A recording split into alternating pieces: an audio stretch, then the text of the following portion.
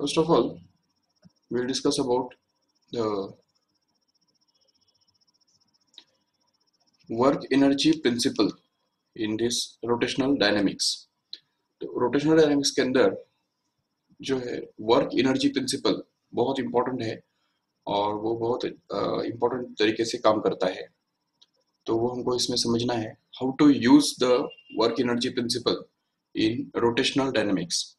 Last lecture में हमने angular momentum angular impulse theorem किस तरह से यूज करने का उसके ऊपर दो तीन एग्जांपल्स देखे थे। तो अभी आज के लेक्चर में हम वर्क एनर्जी प्रिंसिपल कैसे यूज करना होता है तो वो थोड़ा सा गौर से देखेंगे। चलो, तो basically work energy principle as its named suggest, इसमें होता क्या है ना कि रोटेशनल डायनामिक्स में तुमको ये पता होना चाहिए कि वर्क डन कैसे डिफाइन किया जाता है। अभी नॉर्मली जो लीनियर मोशन के अंदर वर्क डन कैसे डिफाइन करते हैं ये तुमको ऑलरेडी पता है। Work done is defined as force into displacement, correct है? ये सीधा सा डेफिनेशन है वर्क डन का, नो डाउट। बट ये तो लीनियर मोशन में हो गया ना। So when a body is moving in a straight line, then its work done, the work done by that body will be given by this formula, that is force into displacement. और वो भी हम कब use करते हैं? When force is constant. Remember, force must be constant for this. Okay. दूसरी बात कि अभी सपोज वर्क डन अगर फोर्स वेरिएबल है, if the force is not a constant one but it's variable, then in that case we can get the work done by just integration of F into ds. ये भी याद रखो ठीक से, F into ds इसका integration हम करते हैं between some two limits a and b, that gives us the work done. But अगर सपोज चलो फोर्स वेरिएबल नहीं है, फोर्स कांस्टेंट ही है, but it is not in the same direction as that of the work done, तो force is inclined at some angle to the displacement. ठीक है, force जो है वो पैरेलल नहीं है, force is not the parallel to displacement in that case, parallel और anti parallel to displacement. तो ऐसे केस में क्या होता है, वर्क डन जो है वो हमको मिलता है F into S into cos theta, where theta happens to be the angle between the force and displacement, no doubt. and इसको ही हम ऐसा भी लिख सकते हैं F बार डॉट एस बार, करेक्ट है? और इसमें ये एटलीस्ट यहाँ पे फोर्स कांस्टेंट तो भी होना चाहिए, ठीक है ना? Force is constant but is not in the same direction as that of the displacement, so we'll use this formula. But if suppose the force is neither constant nor it's in the direction of the displacement, तो इसका मतलब वो force जो है वो constant भी नहीं है, इट्स अ वेरिएबल। तो यहाँ पे एटलीस्ट फोर्स जो है वो कांस्टेंट तो है कम से कम, तो वो तो एटलीस्ट अच्छी बात है। But it is not in the same direction as of displacement, वो बात अलग है। तो इससे इसीलिए हमने यहाँ पे ये वाला फॉर्मूला यूज किया, force F bar dot D S bar, no doubt. But अभी यहाँ पे अगर फोर्स वेरिएबल है and at the same time force का जो डायरेक्शन है वो डिस्प्लेसमेंट को पैरेलल या एंटी पैरेलल नहीं है, तो ऐसे केस में हमको integration of F into F bar dot D S bar ये करना पड़ेगा, जो कि integration of F ds cos theta के बराबर बनता है। इसमें जो भी चीजें वेरिएबल है वो चीजों को हमको इंटीग्रेट करना पड़ेगा, और जो चीजें कांस्टेंट है वो हम बाहर लेके जा सकते हैं आराम से। So F ds and cos theta, all these three quantities have to be expressed in terms of a single variable anyhow, कैसे भी करके हमको ये तीनों को एक ही वेरिएबल के अंदर हमको एक्सप्रेस करना पड़ेगा, तब जाके ये इंटीग्रेशन सॉल्व होगा, ठीक है? बट ये तो चलो हो गया लीनियर मोशन के अंदर, राइट? तो ये लीनियर मोशन के अंदर हमने देखा, ठीक है। बट अभी what happens in case of the rotational motion? तो रोटेशनल डायनामिक्स के अंदर वर्क डन जो है उसका डेफिनेशन ही बदल जाता है। Work done is defined as the torque into angular displacement. Remember, this is the actually formula for work done in case of rotational dynamics. Torque multiplied by angular displacement. Remember, and ये भी हम कब use करेंगे? जब torque constant होगा। Remember, when a torque is constant, then can we use this formula? No doubt. But अगर suppose torque constant नहीं है तो ऐसे केस में हमको इसका इंटीग्रेशन यूज करना पड़ेगा, टॉर्क डी थीटा, इसका हमको इंटीग्रेशन यूज करना पड़ेगा, तो तब जाके हमको ये वर्क डन मिलेगा। सो this will be used only when torque is variable. आखिर कैसे हमको पता चलता है कि टॉर्क वेरिएबल है या कांस्टेंट है? देखो, सिचुएशन को देख के हमको पता चल जाता है कि टॉर्क वेरिएबल है या कांस्टेंट है, ठीक है। और जो टॉर्क का जो है, कभी कभी तो टॉर्क का फॉर्मूला ही देके रखा होता है, या तो torque is expressed in terms of time like this, तो 5t² माइनस 2t प्लस 3, ऐसा अगर एक्सप्रेस किया हुआ है तो इससे तो क्लियर हो गया कि torque is variable, it depends on time, so that's why we can say that this torque is variable. या कभी कभी जो है torque is given to be the function of theta, तो टॉर्क जो है वैसा दिया जाता है theta cube minus 2 theta plus 1, ऐसा अगर दिया हुआ है तो इससे भी क्लियर हो गया कि torque is going to be a variable. Why? Because theta is itself variable and torque depends on theta, means torque must be variable again. So in this way torque is expressed in terms of some variable quantities like time or angular displacement or angular velocity or something else, तो उस case में वो हमको variable treat करना पड़ेगा, no doubt. लेकिन अगर suppose ये टॉर्क जो है तो ये उसका फॉर्मूला बन गया वर्क डन का, और ये भी जो है ये it will run, integration will be carried out between the two limits, that is from theta 1 to theta 2, then we can get the total work done, remember. Okay, at the same time this work done can also be found out by using the graph.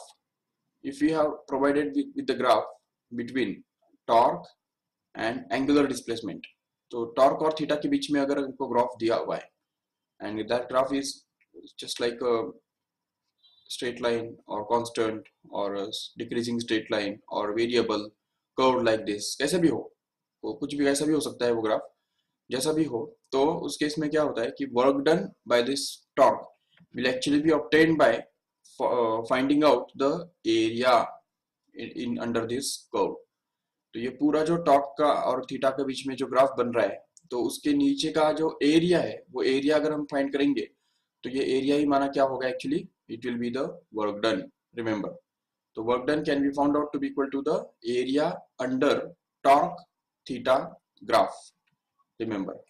तो ये हमको समझना है अच्छी तरह से, ठीक है। अभी what does this work energy principle tells us is, दोस्तों देखो यहाँ पे कि वर्क एनर्जी प्रिंसिपल क्या कहता है, work done by any torque is always equal to the change in kinetic energy of the body, तो kf माइनस ki। यहाँ पे हम अभी रोटेशनल काइनेटिक एनर्जी की बात कर रहे हैं, ये भूलो मत, ठीक है। kf minus ki stands for final rotational kinetic energy minus initial rotational kinetic energy which is given by, तो k कौन सा भी हो, इनिशियल हो या फाइनल हो, तो उसके लिए फॉर्मूला एक ही है हमारे पास, हाफ आई ओमेगा स्क्वायर, ये फॉर्मूला है। तो अगर हमको इनिशियल के लिए यूज करना है तो यहाँ पे के आई लगा देंगे, तो यहाँ पे के ओमेगा आई आ जाएगा, ओमेगा मतलब एंगुलर वेलोसिटी, ओके। और यहाँ पे के एफ अगर हमको चाहिए, फाइनल काइनेटिक एनर्जी अगर चाहिए, तो उसके लिए हम यूज करेंगे half I into omega F square, correct है। तो ये हमको यूज करने होंगे फॉर्मूले यहाँ पे, और इससे हमको मिलेगा work done by the rotational motion, work done in the rotational motion, and this is going to be the work energy principle in rotational dynamics, remember।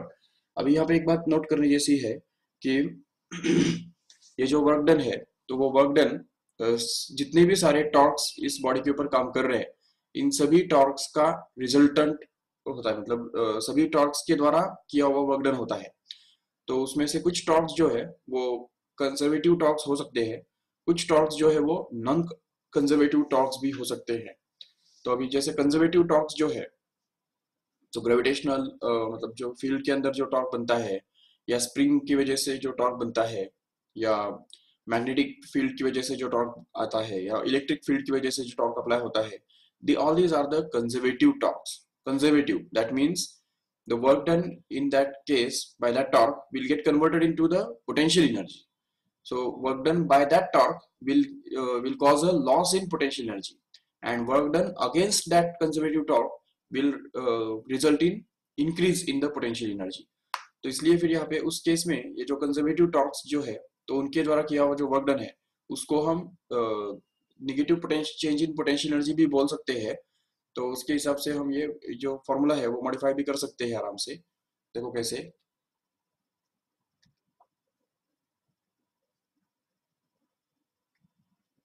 तो यहाँ पे work done, this work done will include the work done by conservative torques plus work done by non-conservative torques, and that is going to be actually equal to final kinetic energy minus initial kinetic energy, correct है?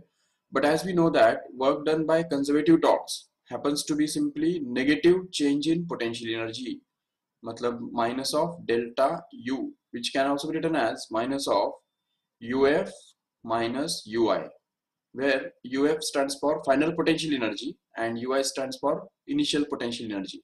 If you replace it by that, then we can get this as simply minus of UF minus UI plus WN, मतलब non conservative torques के द्वारा किया हुआ work done, which is going to be equal to KF minus KI.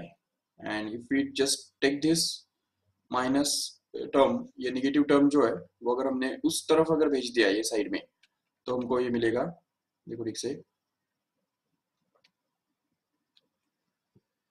work done by non-conservative torques is equal to KF minus KI, and this whole term will just get shifted to that side so as to become positive, and hence it will become plus UF minus UI, correct है? जिसको हम अभी ये देखो, ये जो KF है और UF है उसको हम TF बोल सकते हैं, मतलब टोटल एनर्जी, ओके? तो इसको हम लिखेंगे नेक्स्ट स्टेप में, work done by non conservative torques is always equal to KF plus UF minus यहाँ पे फिर KI प्लस UI, जिसको हम लिख सकते हैं टोटल एनर्जी। तो टोटल एनर्जी को चाहिए तो T से डिनोट करो या E से डिनोट करो, तो EF minus EI, this will be the work done by non conservative torques, ठीक है? नॉन कंजर्वेटिव टॉर्क मतलब क्या? उसमें फ्रिक्शन आ जाता है, फ्रिक्शन की वजह से जो टॉर्क प्रोड्यूस होता है that is a non conservative one, and that's why we can say that the frictional torque और विस्कस टॉर्क, विस्कोसिटी की वजह से जो टॉर्क प्रोड्यूस होता है वो भी एक नॉन कंजर्वेटिव टॉर्क ही होता है। तो इसलिए ये जो कंसेप्ट है, ये जो थ्योरी है वो याद में रखो, ध्यान में रखो। सो इसके ऊपर बेस्ड हम कुछ एमसीक्यूज करेंगे फटाफट। चलो, तो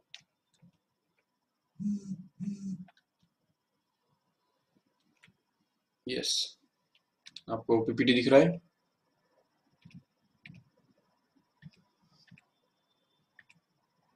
Okay, so this is a question.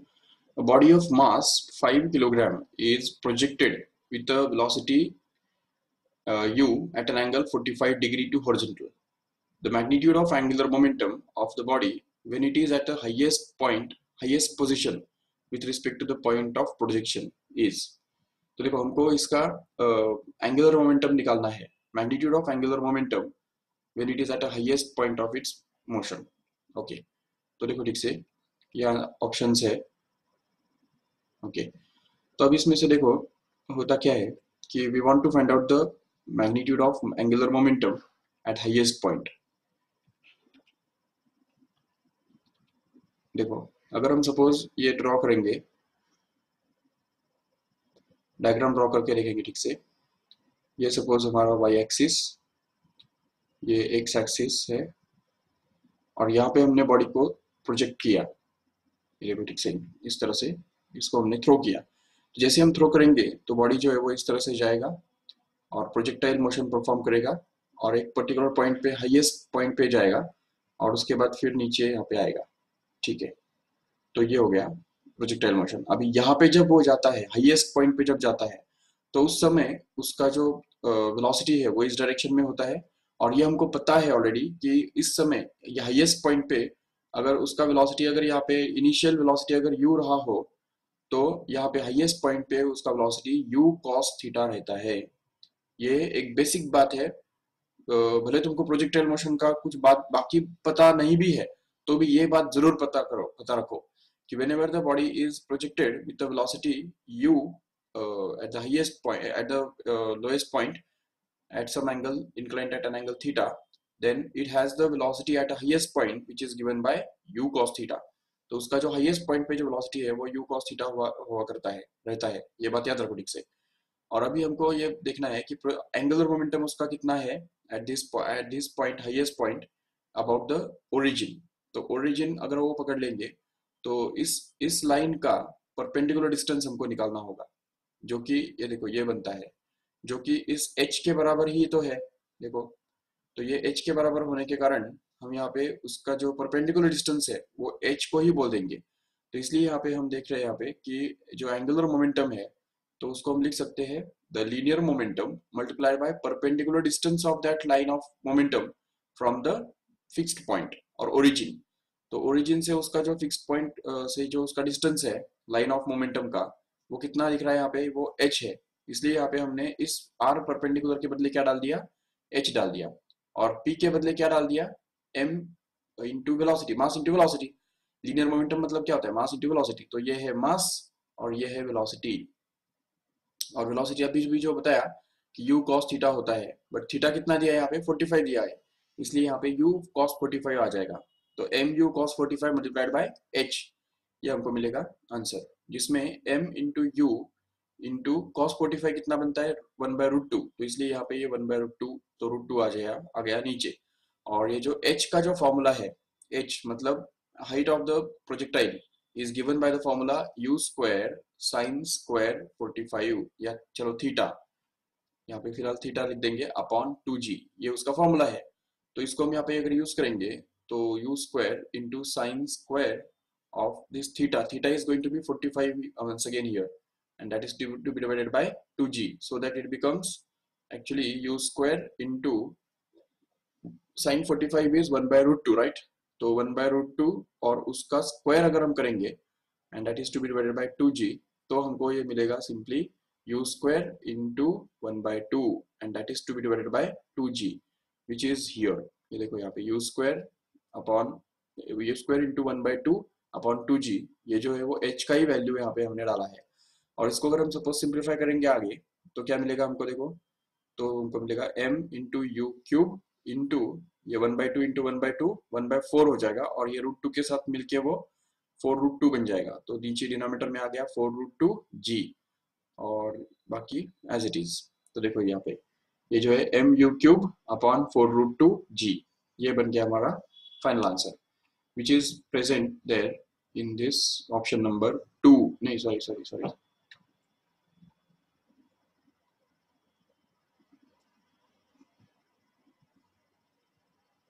where it is present here।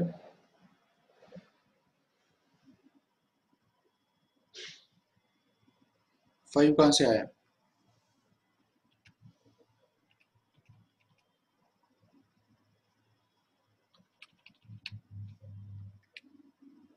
ये 5 शुड नॉट बी, अच्छा हाँ हाँ हाँ, मास इज 5 किलोग्राम ना, करेक्ट करेक्ट करेक्ट। तो मास का वैल्यू यहाँ पे रख दिया, इसलिए वो 5 आ गया यहाँ पे, करेक्ट है। यस, चलो ठीक है। So go to the next question. See here, ratio of radius of variation of the disk about its axis and about tangent perpendicular to its plane will be। तो मतलब डिस्क का जो radius of variation होता है उसके axis के about कितना होता है, और उसके प्लेन परपेंडिकुलर प्लेन के अबाउट कितना होता है, टेंजेंट परपेंडिकुलर टू प्लेन कितना होता है। तो डिस्क के बारे में हमको पता ऑलरेडी, उसका जो मोमेंट ऑफ इनर्शिया है अबाउट एक्सिस वो बनता है mr²/2, और उसका tangent perpendicular to the plane बनता है 3/2 mr², राइट।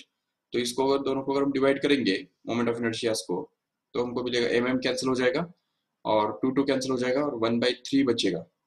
और ये जो रेडियस ऑफ वेरिएशन है, तो radius of variation equal to m के स्क्वायर होता है, बराबर। तो इसलिए फिर यहाँ पे ये जो है ये एक्चुअली इसको हम k1² अपॉन k2² बोल सकते हैं। तो ये m चलो कैंसिल हो गया, r² भी कैंसिल हो गया, 2 भी कैंसिल हो गया, तो हमको ये k1² अपॉन k2² कितना मिल रहा है, 1/3 मिल रहा है। तो इसलिए फिर इसका अगर रूट निकालेंगे तो सिंपली k1 अपॉन k2 क्या मिलेगा, तो वो मिलेगा 1/√3। Hence it is there, it is going to be the first option as a correct one। चलो next one.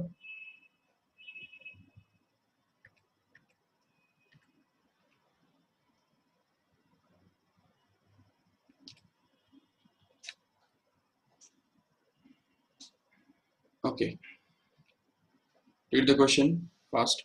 The solid sphere of radius r rolling on a horizontal sphere surface, the ratio between the rotational kinetic energy and the total energy is।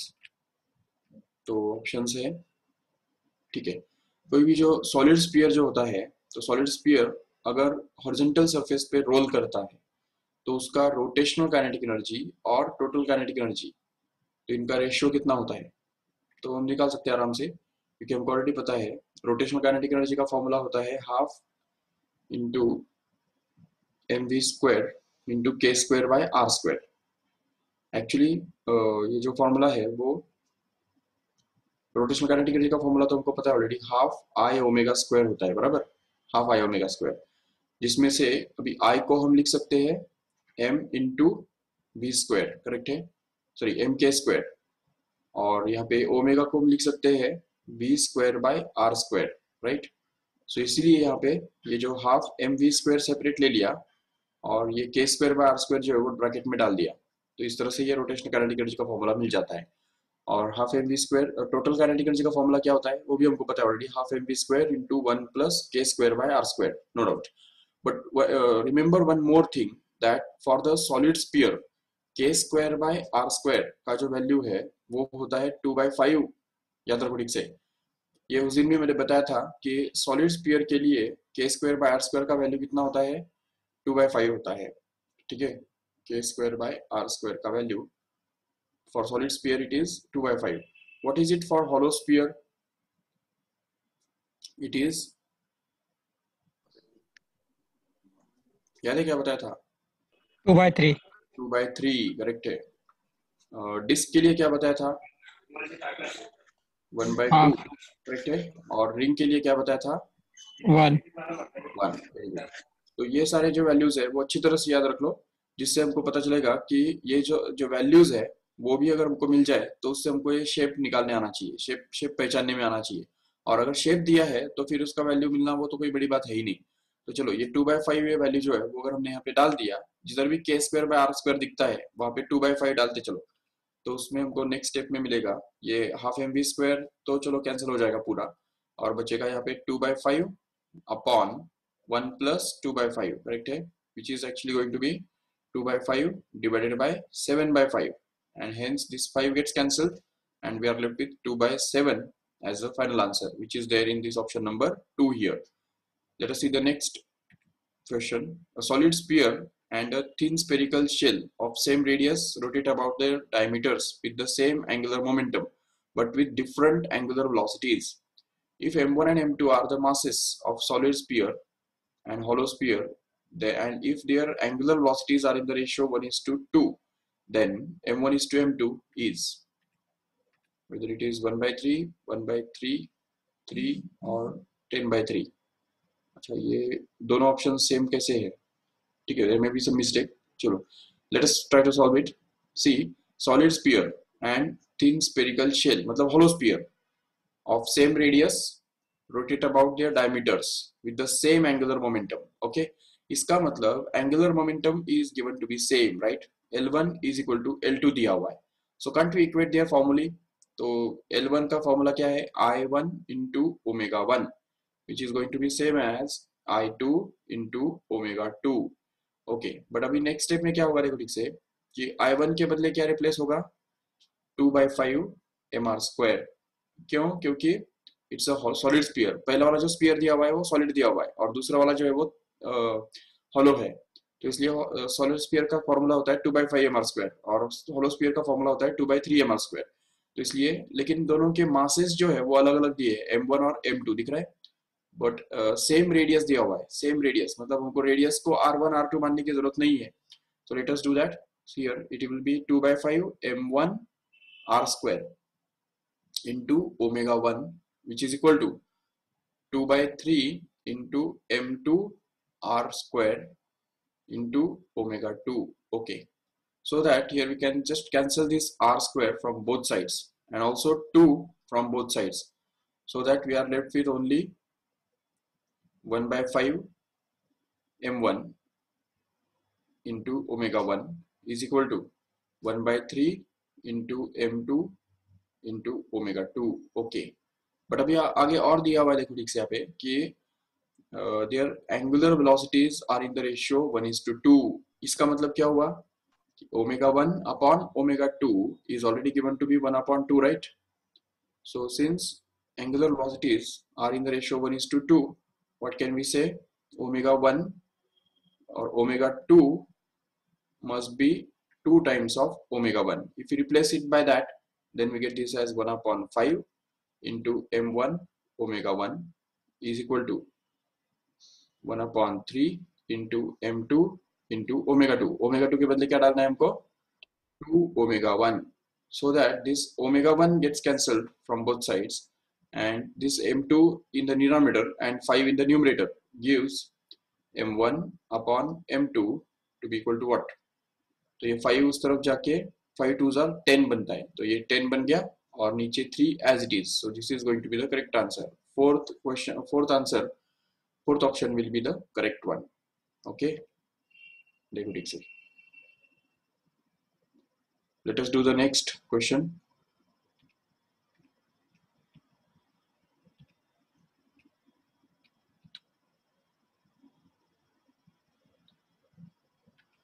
Just read this here. A rod of length L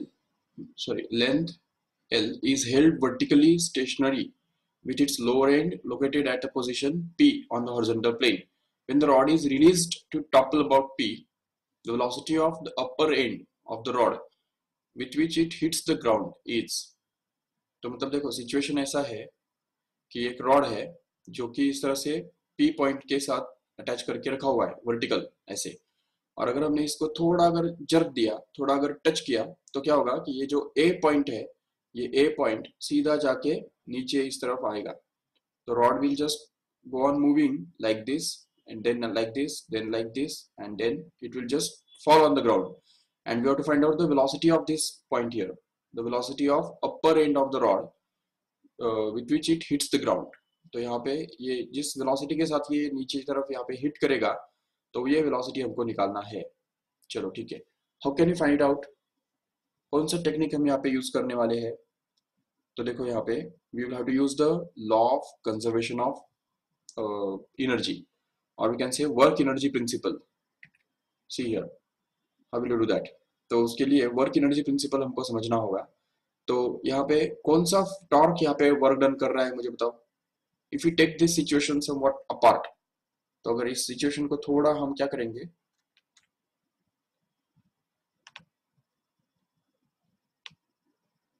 yes, let us see here.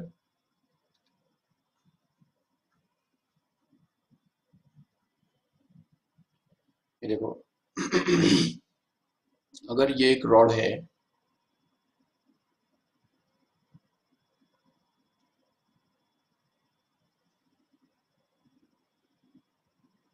ऐसे रखा हुआ है, ठीक है, इस P point के contact में. अभी मुझे बताओ यहाँ पे ये जब यहाँ पे आएगा, तो इस रॉड के ऊपर कौन सा टॉर्क काम करेगा? Which torque will drive it in the downward direction? Can you tell me? कौन से फोर्सेस काम कर रहे हैं पहले वो तो बताओ. कौन सा फोर्स इसके ऊपर काम कर रहा है? ग्रेविटेशनल फोर्स, बिल्कुल. ये देखो ग्रेविटेशनल फोर्स उसके ऊपर काम कर रहा है डाउनवर्ड डायरेक्शन में, और वो भी उसके सेंटर ऑफ मास पे काम कर रहा है. देखो इफेक्टिवली, तो ये जो है mg उसको हम बोल सकते हैं. mg is going to be the gravitational force which is acting on it in the downward direction. Okay, this gravitational force will produce a torque on it. If we see carefully, देखो ठीक से, अभी suppose ये fixed point है, ये fixed point हम मान लेते हैं, और ये रॉड का पोजीशन जो है वो ऐसा है, सपोज ऐसे टिल्टेड पोजीशन में वो एक पर्टिकुलर इंस्टेंट पे है. उस समय यहाँ पे जो फोर्स काम कर रहा होगा डाउनवर्ड डायरेक्शन में, ये फोर्स इस पॉइंट से, मतलब इस फिक्स्ड पॉइंट से कितने डिस्टेंस पे है? तो ये देखो ये डिस्टेंस पे है कि नहीं. ये जो डिस्टेंस है ये एक्चुअली उसका मोमेंट आर्म बनेगा, परपेंडिकुलर डिस्टेंस बनेगा, और ये mg जो है वो तो फोर्स उसके ऊपर काम कर ही रहा है ऑलरेडी. तो इसलिए इस केस में टॉर्क जो है इस बॉडी के ऊपर काम करने वाला वो बनेगा mg into r, no doubt. But this torque will be constant और वेरिएबल. क्या समझते हो? कौन बताएगा? फटाफट बताओ. वेरिएबल. Variable, very good. कैसे? कौन वेरिएबल इसमें, mg या r? R. Very good. r is the variable here. तो r is going to increase continuously. जब ये रॉड ऐसे बनेगा तो r बढ़ेगा कि नहीं? जरूर. तो इसलिए देखा जाता है कि r goes on increasing and that's why this torque is going to be variable. Okay, तो अभी इस वेरिएबल टॉर्क के द्वारा किया हुआ जो वर्क डन है, तो वो वर्क डन एक्चुअली हमको उसी फॉर्मूला से निकालना पड़ेगा, जो कि work done is equal to क्या होता है, integration of torque into D theta, no doubt. But after all, if we use the conservation principle, then we can say that whenever this work is done, what will happen is the torque, its kinetic energy will increase. इतना तो समझ सकते हो. जब ये rod जो है वो जब वर्टिकल पोजीशन में था, तो उस समय कुछ मोशन में था क्या? उस समय उसका वेलोसिटी कुछ था क्या? बिल्कुल नहीं. उसका वेलोसिटी जीरो था उस समय. जब वो वर्टिकल था तभी उस समय उसका वेलोसिटी जीरो था. तो इसका मतलब kinetic energy, initial kinetic energy कितना हो गया उसका? ki, that is going to be 0. Okay, but whenever this rod will just about to touch the ground, जब ये रॉड जो है वो ग्राउंड को जस्ट अभी टच करने को है, ऐसे पोजीशन में होगा, ये देखो ऐसे इस पोजीशन में होगा वो, तो उस समय उसका काइनेटिक एनर्जी जो है वो मिनिमम होगा या मैक्सिमम होगा? जरूर मैक्सिमम होगा. तो यहाँ पे हम बोल सकते हैं कि kf is going to be half I omega square. We can say this kf is going to be half I into omega f square. Correct है? ये उसका हो गया final kinetic energy. Okay, but then what is the change in kinetic energy? We can say ki is 0 and kf is this half I omega f square. So can't we say that the change in kinetic energy is same as this kf only? And if we use the work energy principle, then work done must exactly be equal to kf minus ki, which is going to be the final kinetic energy minus initial kinetic energy.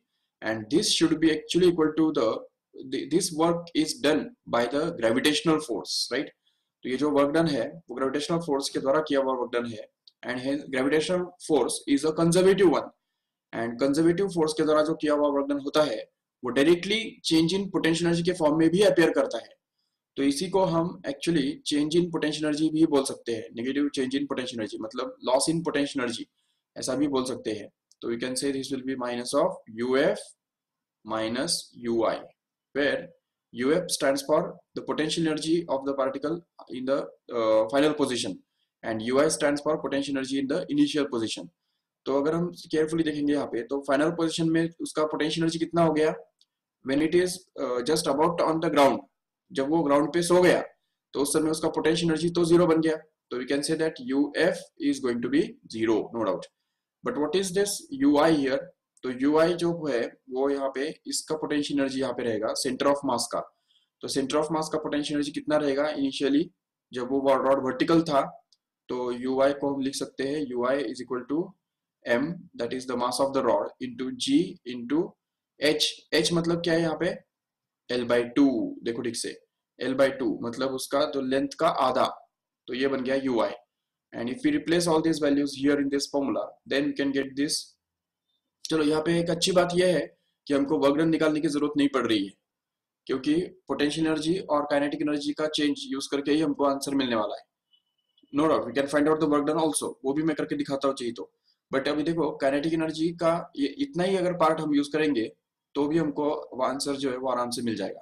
क्योंकि देखो kf is going to be half I omega f square, correct है, minus ki is going to be zero. देखो ठीक से इधर, which is going to be equal to minus of uf. uf मतलब कितना है यहाँ पे? जीरो. देखो तो जीरो, और माइनस ui कितना है?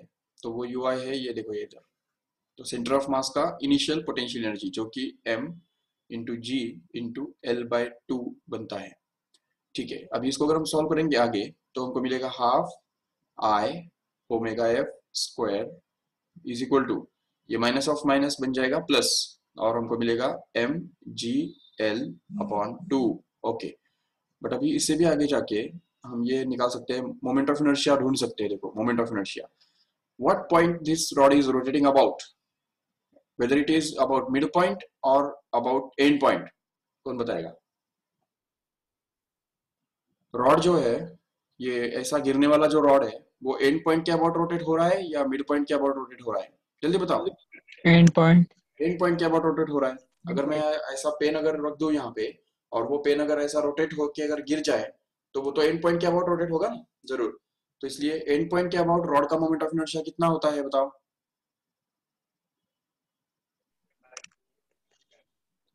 What is the moment of inertia of the rod about and point? ml² by 3, याद है कि नहीं? तो वो हम यूज करेंगे यहाँ पे, तो वो बन गया हाफ इंटू, यहाँ पे मोमेंट ऑफ इनर्शिया आई के बदले हम डाल देंगे ml² upon 3 and that is multiplied by omega F square, जो कि फाइनल एंगुलर वेलोसिटी है उसका स्क्वायर, which is going to be equal to mgl the whole divide by 2, and here we can cancel this 2 out from both sides, and m also will get cancelled completely, and also l will get cancelled once. ये यहाँ पे एक l और ये l cancel हो जाएगा, बचेगा क्या? सिर्फ l/3 into omega F square, and that is going to be equal to g, correct है? जिससे हमको ओमेगा एफ मिलेगा। तो ओमेगा एफ कितना मिलेगा देखो, अच्छा ओमेगा एफ स्क्वायर मिलेगा पहले, जो कि 3g/l ये मिलेगा, जिससे हमको ओमेगा एफ भी मिल जाएगा, जो कि √3g/l, ठीक है। बट अभी देखो ये ओमेगा एफ मतलब क्या है? It's angular velocity of the whole rod when it will be just about to touch the ground, but at that time what will be the linear velocity of this tip point here? ये जो tip point है इसका नीचे जाने का linear velocity कितना होगा, वो हम कैसे निकालेंगे? तो उसके लिए ये जो डिस्टेंस बनता है, ये डिस्टेंस एक्चुअली r बन जाएगा, उसका जो लेंथ है वो यहाँ पे r बन जाएगा, इसलिए हम v equal to r omega use करके वो निकाल सकते हैं आराम से। तो v is equal to r omega use यूज करेंगे यहाँ पे, जिसमें v जो है वो तो हमको निकालना है, we have to find out the linear velocity of the tip point, for which r becomes l actually, and omega becomes omega f here, and hence if we replace all these values then we get this l into √3g/l which happens to be, अच्छा अभी इस l को अगर अंदर लेके जाएंगे तो वो l स्क्वायर हो जाएगा, और इसलिए हम उसको लिख सकेंगे 3g into l square the whole divided by l, so that we can get this l cancelled once। तो एक l कैंसिल कर देंगे यहाँ पे, जिससे हमको नेक्स्ट स्टेप में क्या मिलेगा देखो, √3gl, सिंपली √3gl, करेक्ट है? सो this will B actually the answer.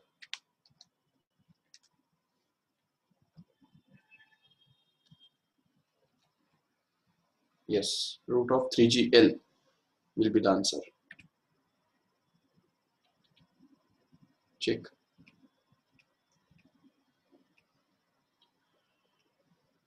It's okay, हमने जो किया वही उन्होंने भी किया है, √3gl will be the answer. Okay, अच्छा और रही बात कि वर्क डन निकालने की, तो वो भी हम कर सकते हैं। देखो मैंने बताया था आपको,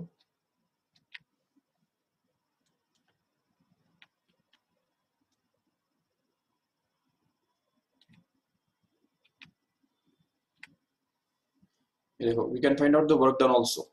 वर्क डन के लिए फॉर्मूला क्या है हमारे पास? Integration of torque into D theta,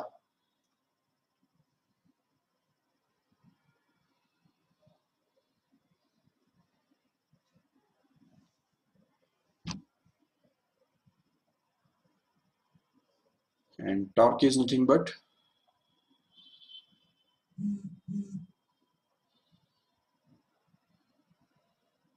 mg into r।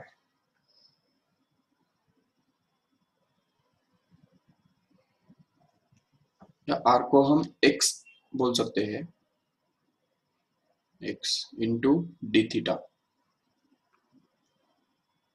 Now how will you express d theta in terms of x? That is the question. See the diagram carefully and try to express d theta। d theta मतलब क्या है यहाँ पे? देखो ठीक से, we will draw it again।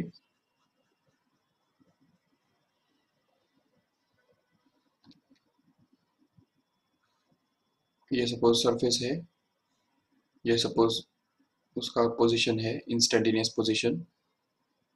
ये एक ही लाइन से ड्रॉ करेंगे चलो। तो यहाँ पे वो टॉर्क काम कर रहा है, और ये डिस्टेंस x हमने ले लिया है, ये वाला डिस्टेंस। और एट द सेम टाइम ये डी थीटा मतलब क्या है, समझो इसको ठीक से। अच्छा, थीटा कहाँ से हम मेजर करेंगे, क्योंकि पहले तो वो वर्टिकल था ना रॉड, तो वर्टिकल होने की वजह से यहाँ से ही मेजर करना पड़ेगा। Initial point will be, initial theta will be 0, okay, and theta will be this angle here, okay. अभी अगर हम डी थीटा निकालना चाहते हैं तो D theta will be a very small angle which is described when the rod moves from this point A to the point B here slightly। तो ऐसे ये रॉड जब मूव होगा तो उसका जो एंगल है वो यहाँ पे इस तरह से बनेगा, ठीक है। तो actually this will be D theta, this angle is going to be D theta, okay.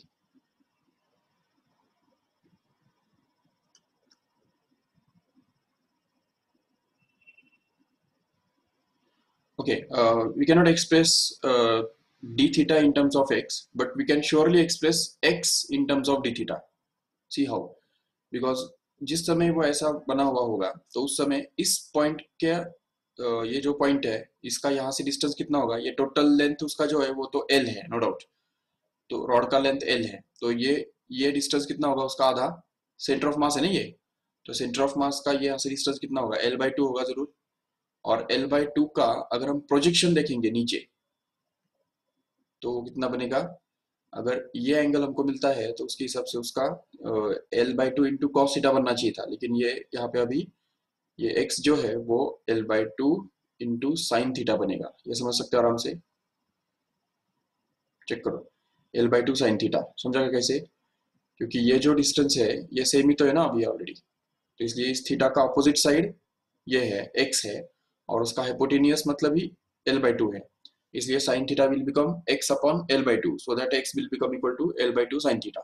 If you replace it here, then we can get this as m into g into x, where x is going to be l/2 into sin theta and d theta, and that is to be integrated from 0 to 90, मतलब π/2। तो ये 0 से लेके π/2 तक हमको integrate करना होगा, जिससे हमको मिलेगा mg is constant out, and बाकी जो l/2 है वो भी कांस्टेंट है, वो भी हम बाहर लेके जाएंगे। बाकी sine theta into D theta ये सिर्फ बच रहा है अंदर, करेक्ट है। And this is going to be actually the work done, okay. तो and that is from 0 to π/2। So tell me what is the work, what is the integration of sine theta. तो देखो mg l/2 into sine theta का integration बनता है minus of cos theta, and that is from 0 to π/2, so that we can just simplify this further and get this as mgl/2 as it is into bracket में minus of cos π/2। तो देखो minus of cos π/2 minus cos 0, minus of minus plus cos 0, correct है, but cos 0 we know it is 1, right, and hence you can get this, and cos π/2 is 0 already, so it will be remain mgl upon 2 only. So this is going to be actually the work done, and this work done we already have found out by using the change in potential energy। याद है, change in potential energy करके हमने ये work done निकाल लिया था already, जिसको हमने final potential energy minus initial potential energy, तो वो उस तरह से हमने निकाला था। तो वर्क डन ये मेथड से भी निकालेंगे तो भी वही आंसर आ रहा है, और अगर उस मेथड से निकालेंगे तभी भी वही आंसर आ रहा है, नो डाउट। चलो ठीक है, go to the next question.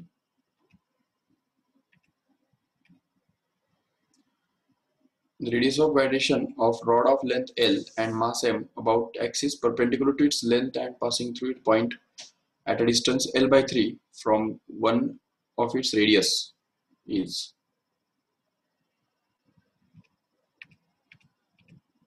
Okay, देखो radius of gyration of a rod हमको चाहिए, ठीक है, रॉड का रेडियस ऑफ gyration चाहिए about an axis perpendicular to its length and passing through a point at a distance L/3 from one of its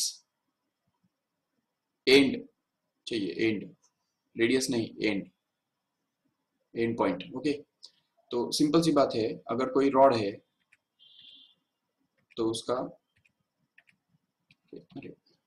देखो ये suppose rod है, ठीक है, और उसका हमको लेंथ दिया हुआ है एल, और इसके मिड पॉइंट के अबाउट उसका जो एक्सिस होता है, उसके अबाउट उसका जो मोमेंट ऑफ इनर्शिया होता है वो हमको पता है, उसको हम आई सी बोल देंगे। और एंड पॉइंट से L/3 डिस्टेंस, तो ये L/3 डिस्टेंस पे अगर कोई पॉइंट है तो उसके अबाउट उसका मोमेंट ऑफ इनर्शिया हमको अगर चाहिए, तो वो हम principle of parallel axis use करके निकाल सकते हैं, इसको हम आई ओ बोल देंगे।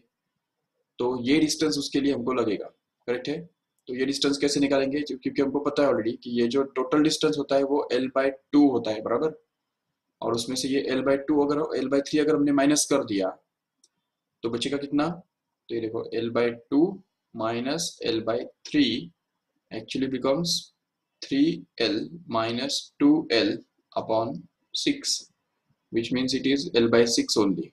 तो ये जो डिस्टेंस है वो L/6 बनेगा। तो L/6 is going to be H, so here we can use this IO is equal to IC plus MH square, ठीक है। तो यहाँ पे IC जो है वो ml²/12 हमने डाल दिया, और यहाँ पे M के बदले M as it is है, और H के बदले हमने क्या डाला, ये देखो L/6 डाल दिया, L/6, जिसकी वजह से वो L/6 का स्क्वायर क्या बन गया, L²/36 बन गया। इसको अगर हम सॉल्व करेंगे आगे तो इसको यहाँ पे ml²/12 प्लस ml²/36 ऐसे आ जाएगा। बट 12 के टेबल में 36 है 3 नंबर पे, इसलिए इसको यहाँ पे 3 से मल्टीप्लाई करेंगे और इसको भी 3 से मल्टीप्लाई कर देंगे, जिससे ये 3ml² plus ml² becomes 4ml², and hence 4ml² upon 36 becomes 4 1s are 4 9s are, and hence it becomes ml²/9। And then radius of gyration can be found out by equating this with mk², right। तो इसको अगर हम mk² के साथ equate करेंगे तो mm cancel हो जाएगा और k² इक्वल टू L²/9 बनेगा, जिससे k is equal to L/3 बचेगा। So this will be the radius of gyration, no doubt. चलो next one. A ball of mass 0.6 kilogram, it is attached to in a light inextensible string which rotates in a vertical circle of radius 0.75 meter such that it has a speed of 5 meter per second when the string is horizontal. The tension in the string when it is horizontal on the other side is, देखो tension in the string when it is horizontal in the other side, ये सिर्फ तुमको confuse करने के लिए दिया है। Tension is going to be the same at both the points either side. तो क्योंकि स्ट्रिंग जब इस तरह से वर्टिकल सर्कुलर मोशन जब करता है कोई भी स्ट्रिंग, तो उस केस में यहाँ पे मतलब इस पॉइंट पे और इस पॉइंट पे दोनों तरफ टेंशन सेम ही होता है। ये देखो सपोज ये स्ट्रिंग है और वो वर्टिकल सर्कुलर मोशन परफॉर्म कर रहा है, तो जितना टेंशन उसके अंदर यहाँ पे रहेगा, इस पोजीशन पे रहेगा, सपोज इसको हमने पॉइंट ए बोल दिया, तो उतना ही टेंशन उसके अंदर यहाँ पे भी रहेगा जरूर, ठीक है। तो वो तो सेम ही रहेगा, तो मतलब हमको इधर का ही टेंशन निकालना है simply. So let us try to find out. See here ball of mass, अच्छा यहाँ पे उसका मोशन का इक्वेशन क्या बनता है बताओ, टेंशन का इक्वेशन क्या बनता है। In general equation of tension is going to be actually, देखो टेंशन का जो फॉर्मूला है वो बनता है mv²/r plus mg cos theta, correct है, mg cos theta. But here theta is 90, right. Since यहाँ से अगर हम कैलकुलेट करेंगे बॉटम पॉइंट से, तो थीटा उसका जो है वो 90 बन गया, इसलिए फिर cos 90 जो है वो 0 बन जाएगा, और यहाँ पे जो टेंशन बनेगा तो वो टेंशन सिंपली mv²/r के बराबर ही बनेगा प्लस 0, मतलब ये mv²/r, that's it. So tension निकालना कोई बड़ी बात नहीं है। Mass is given already which is 0.6 kilogram, just put it here, and v square velocity is also given here, it is the 5 meter per second, so just put it here, 5 का square हमको करना पड़ेगा, और divided by r, radius मतलब ही उसका vertical circle का radius जो कि 0.75 दिया हुआ है, तो वो भी हम यहाँ पे पुट कर देंगे as it is.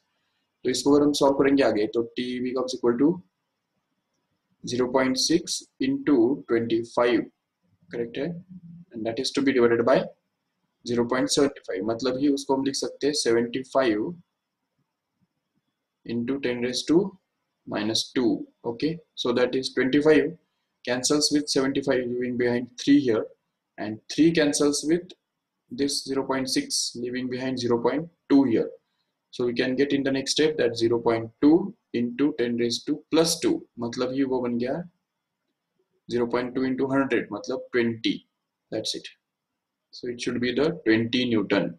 This should be the correct answer. Third one. Okay. वही उन्होंने भी किया है. Forget about this. Okay.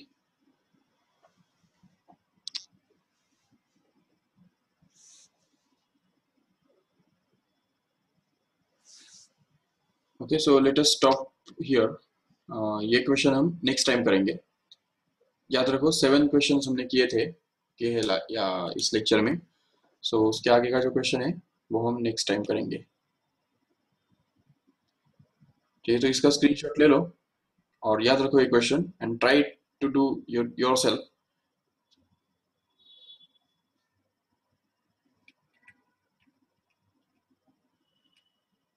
Okay, ये उसका ऑप्शंस वगैरह है सब है, तो just take the screenshot. Okay,